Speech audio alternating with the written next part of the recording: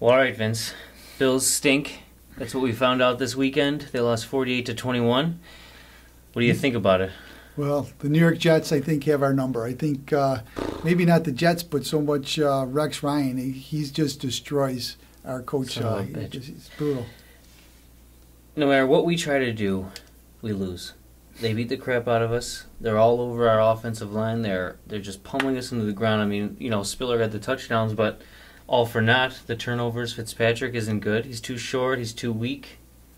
Yeah, that's what it seems like. Yeah, I think Fitzpatrick's never going to be a true good starting quarterback in the NFL. Yeah, franchise quarterback. He's a backup. He really is. He's a backup in Cincinnati, and he's a starter in Buffalo. And I just wish that Nix and Galley did a better job of being able to identify talent. And if you look at their drafts over the last couple of years, I mean, who really is any good besides Darius? And I like Spiller. I think Spiller has the potential to being a great running back. But other than that, I mean, really, who do they pick? Now, I'd like to give the benefit of the doubt to this new guy, Mario Williams, but boy, was he invisible against the Jets or what? He was terrible. He didn't, that guy looked like a mammoth against him, and he's crying because the guy's punched him in the face. I mean, I didn't see him do anything. What was it defenseman lineman's name? But he was. Who knows? Doesn't even matter. It was his fourth game in the NFL. Second game. Second game. And he was in the picture on the Buffalo News. He was a giant. He looked like a giant compared to him, and he was just holding him by the head. And Williams just trying to get past him and do anything. Just ran right in front of him, and that was it. And the whole team looked terrible. I was listening to the NFL radio today, and they talked about they were talking to the Panthers coach and talking about how they had all these expectations. So sometimes you have all these expectations, you come out tight, and then you fall flat in the game. And yeah, maybe that's an excuse. That's fine, but it's a divisional game. You got to at least put out an effort.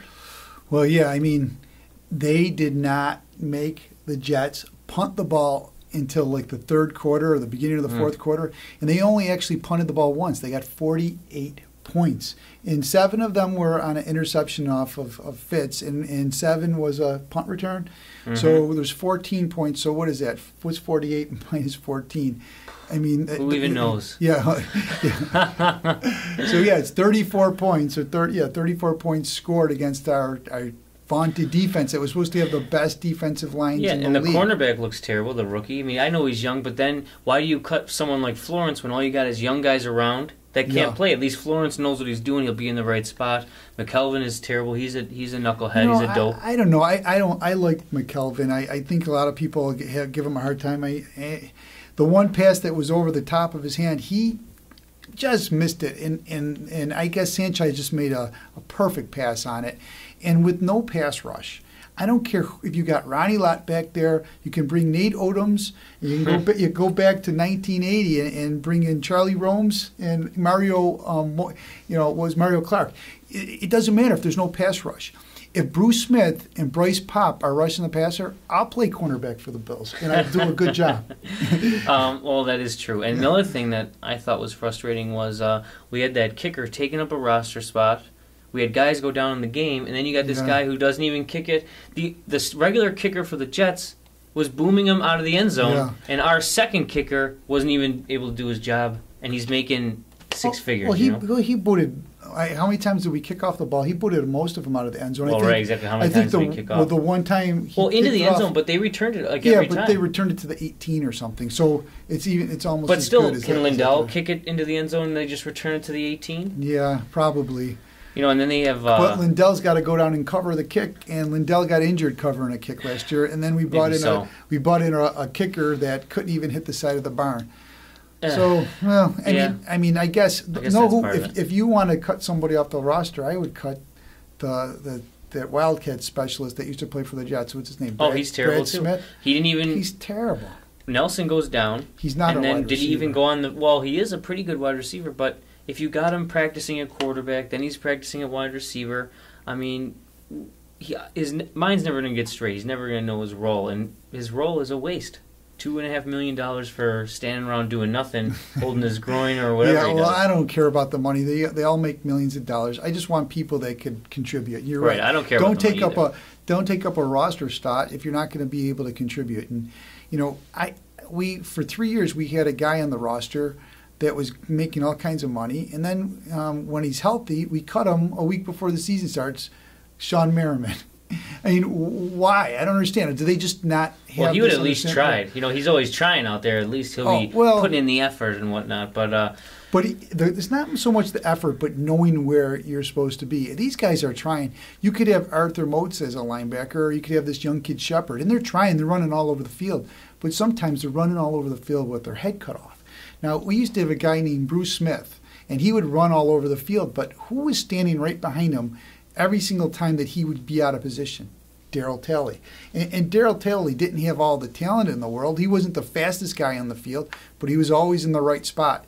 And I was kind of hoping that Sean Merriman can play that kind of role with Mario Williams. Let Mario Williams run all over with his head cut off and have a guy like a veteran that knows what position to be in. A lot of football speed is different than actual speed, and that reminds me of Naaman Roosevelt.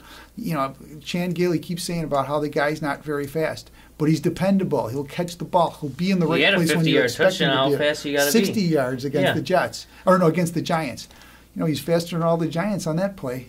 Yeah, the Super Bowl team. You know, I think, well, with Merriman, I don't agree there because he's a big dummy, and that's all he does is pass rush. He's not an outside linebacker that holds the position. The linebackers actually did pretty good. We were good against the run. They didn't do a lot of stuff out in the middle. The pass rush didn't do anything, and the young corners got beat. And the safeties just, I don't know, they had our number. The coaches, they got out-coached, they got outplayed. Out-coached and outplayed. And you saw Rex Ryan almost get knocked off his ass by that Chandler, and, you know, that was he was laughing. His big chiclets were chattering right there. I think Chandler gave him a little elbow on that. He tried to hit him a little bit more. Then afterwards he goes up to him like, he's like, I'm sorry, I didn't mean it. But I think he did give him a little ingia when he went by. Nothing burns me up more than seeing them Jets all cackling and fist pumping, and you know, just you just hear it. You can tell they're just Bills are pussies. They stink. You know, that's the kind of thing I imagine that they're saying. Like, because it's last year happened with Miami Jets. Too. We just got pounded. Those two teams, and in fact, it's actually no surprise if you think about it. Sperano's been playing the Bills for 3 seasons at least, maybe even 4, and he's always got our number. Well, the Dolphins don't always, but last year he did. They would have a better pass rush against him and at least put a little pressure on the guy, and they didn't do that. And the same thing, Fitzpatrick. I mean, every single play is a 10-yard slant or run out 10 yards and stop. I think they just know that. They sit and wait on it. They sit on it. Well, what about the excuse? Maybe it's an excuse, so whenever I don't like to have excuses for the team because, you know, we're always making excuses for 10 years now, whatever. But next year, the Bills are going to be good next year. But we've never had these expectations, so maybe they just kind of shit the bed. Maybe they just weren't ready. You know, it was just too much. You know, so maybe this is the perfect time to get blown out. Well, yeah, Ryan Fitzpatrick's on WGR at 9 o'clock in the morning, and I listened to part of it this morning, and he said, well, last year, you know, they had a game against Kansas City where everything they did just went right. And everything Kansas City did went wrong. And Kansas City looked like a terrible team. And then Kansas City pulled out a halfway decent season last year. Yeah. I think they ended up being better than us, right? Did they pick before us or after us? But I have this paper. What I do is since 1986 or so, I've been collecting all the Bills, the Buffalo News, the newses, and I saved the winning sport page. So I dug up the one against Kansas City from last year, and we got Fitzpatrick on the cover saying it's a surprise party. And the Bills won 41-7, just beat up the Jets, or the Kansas City Chiefs. And just so happens our home opener is against the Kansas City Chiefs. And as Yogi Berra once says, home openers are always nice, especially in front of your home fans. So hopefully next week against Kansas City they could, you know, well, they got to make up for it. Do something. For sure. I mean, I just hope the defense could could at least make them punt the ball a couple times. What I just don't understand, and put some pressure on them. But the thing was, not one play with pressure. There wasn't one play. Maybe a little bit at the end, but even that doesn't even count. No, they never made them punt. I think they made them punt the ball once. And you're saying the cornerbacks didn't play so well. Well, if you don't put pressure on them, the cornerbacks are going to look bad. And if they get a chance to have pump fakes, it's another thing. Why doesn't Fitzpatrick ever have a pump fake?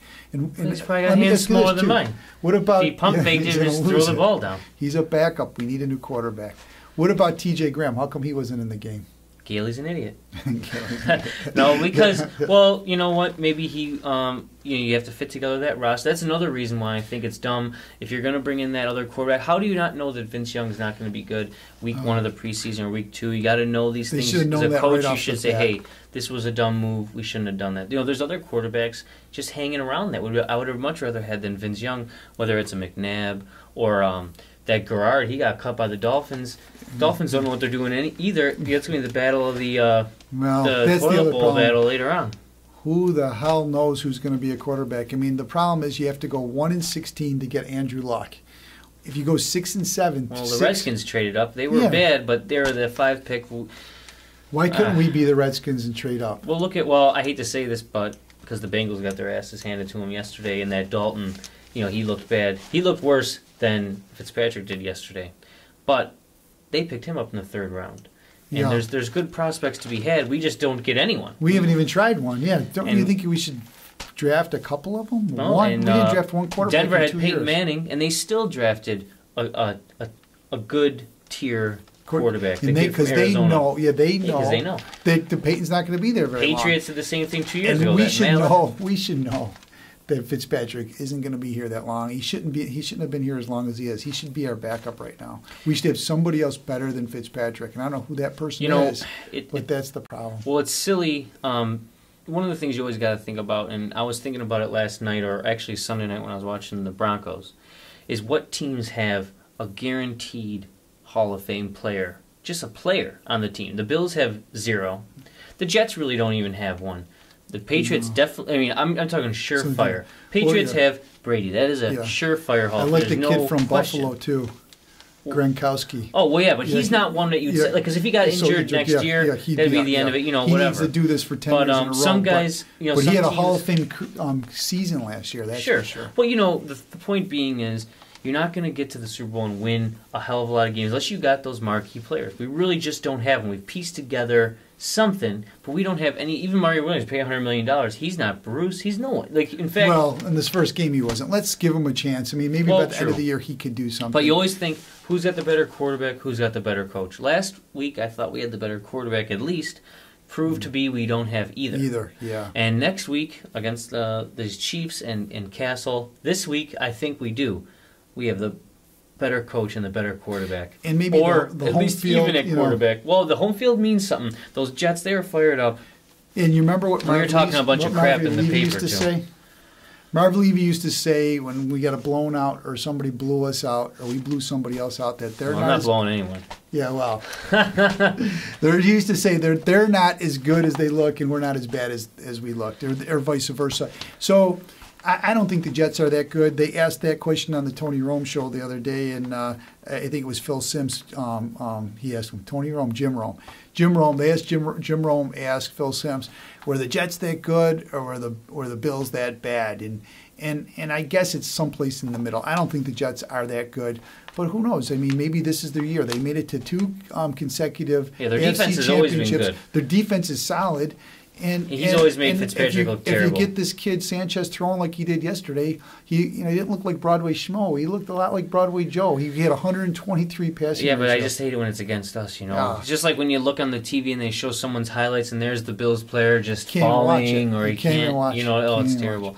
I'm glad it's over. That we don't play the Jets again to the end of the year. Maybe that'll be the game we turn around. Just like my friend John used to live in New York City, and John Siglia, and every year he'd come and tell me how good the New York teams are going to be. And one year I said to him, John, you're starting to sound like a Jets fan. And then the phone went silent, and I'm listening. Are you there? He goes, you called me a lot of bad things in my life, but you've never called me anything as bad as a Jet fan. Well, let's move forward. Well, let's hope we can turn it around next week. I mean, how much worse can it? I mean, it can get worse. It can get worse. So there's that. But what can you do? We'll try to move forward. I mean, me as a fan, I get disheartened. I wait 9 months.